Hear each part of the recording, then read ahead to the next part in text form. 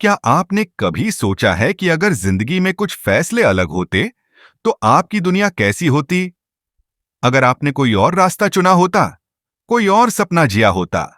दी midnight library एक ऐसी ही library की कहानी है जो हमें वो जिंदगियां दिखाती है जो हम जी सकते थे। नमस्कार दोस्तों, आज हम बात करेंगे एक बेहद खास किताब की, द मिडनाइट लाइब्रेरी, जिसे लिखा है मैट हैग ने। ये सिर्फ एक किताब नहीं, एक आईना है हमारी उम्मीदों, पछतावों और संभावनाओं का। तो चलिए इस रहस्यमयी लाइब्रेरी की तरफ सफर शुरू करते हैं।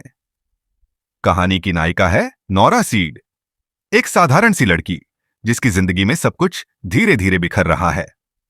नोरा की बिल्ली की मौत हो चुकी है, उसका संगीत करियर खत्म हो गया, उसका भाई उससे दूर हो गया है और वो खुद को अकेला, उदास और बेकार महसूस करती है। इतनी निराशा और अंधकार में डूबी हुई नोरा एक रात तय करती है कि वो अब और नहीं जी सकती। वो आत्महत्या करने की कोशिश करती है। लेकिन तभी जब नोरा की आंखें खुलती हैं, वो खुद को एक अजीब सी लाइब्रेरी में पाती है। वो लाइब्रेरी रात के ठीक 12 बजे के समय में होती है, इसलिए नाम है द मिडनाइट लाइब्रेरी।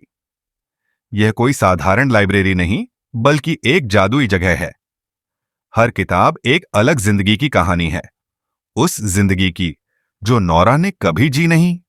वो लाइब्रेरियन मिलती है, मिस एल्म, जो नोरा की स्कूल टीचर थीं। वो बताती हैं कि नोरा अब जीवन और मृत्यु के बीच की एक स्थिति में है और इस लाइब्रेरी में नोरा वो सब जिंदगियां आजमा सकती है जो उसने छोड़ दी थीं। नोरा सबसे पहली जिंदगी चुनती है जहां वो ओलंपिक स्विमर बनी होती है। वो देखती है कि उसमें एक जबरदस्त आत्मविश्वास है। लोग उसे पहचानते हैं, लेकिन जल्द ही उसे महसूस होता है ये भी वो नहीं चाहती। वो थक गई है, अकेली है और उसे लगता है कि ये सब बाहरी चमक दमक है, लेकिन अंदर से वो अब भी अधूरी है। वो वापस लाइब्रेरी में लौटती है।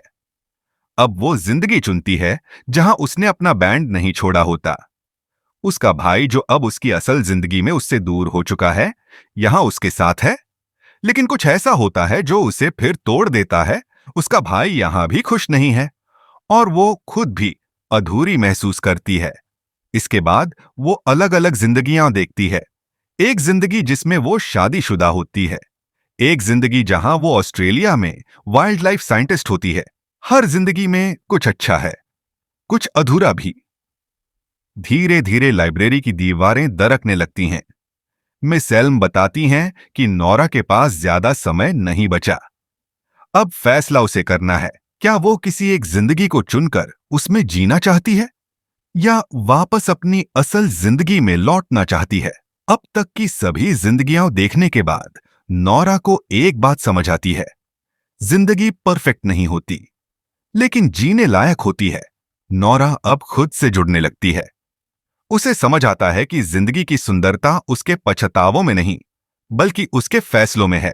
वो लौटती है अपनी असल जिंदगी में, और इस बार एक नई सोच के साथ। अब वो छोटी छोटी चीजों को महत्व देने लगती है। अपने पड़ोसी से बात करती है, पुराने दोस्तों से संपर्क करती है और खुद को माफ करना सीखती है। द मिडनाइट लाइब्रेरी हमें एक बेहद जरूरी बात सिखाती है। हर इंसान की जिंदगी में पछतावे होते हैं, लेकिन जो हमारे पास है वही सबसे बड़ा गिफ्ट है। हमारी जिंदगी में हर दिन एक नया पन्ना है और हम ही इसके लेखक हैं। ये किताब डिप्रेशन, आत्महत्या और जीवन के अर्थ पर गहराई से बात करती है, लेकिन अंत में हमें उम्मीद का दिया दिखाती है। इस किताब को पढ़ते हुए आप खुद को नोरा की जगह पाएंगे। आप सोचेंगे, क्या अगर मैंने वो कोर्स किया होता, क्या अगर मैंने किसी और को चुना होता। लेकिन असल मायने में ये सवाल उतने जरूरी नहीं जितना ये सवाल, अब मैं अपनी जिंदगी को बेहतर कैसे बना सकता हूं। और यही है इस किताब की सबसे बड़ी सीख। दोस्तों, अगर आप कभी भी ये सोचते हैं कि आपकी जिंदगी बेकार है, तो याद रखिए, आपके अंदर वो ताकत है जो नोरा के अंदर थी। आप नई शुरुआत कर सकते हैं। हर सुबह एक नई लाइब्रेरी है जो आपके फैसलों से भरती है। अगर आपको ये कहानी पसंद आई हो तो इस वीडियो को जरूर लाइक करें, शेयर करें और कमेंट में बताएं कि इस किताब ने आपके दिल को कहां छुआ। और हाँ, अगर आप और भी ऐसी बेमिसाल किताबों की कहानियां सुनना चाहते हैं तो चैनल को सब्सक्राइब जरूर करें। मिलते हैं अगली कहानी में। धन्यवाद।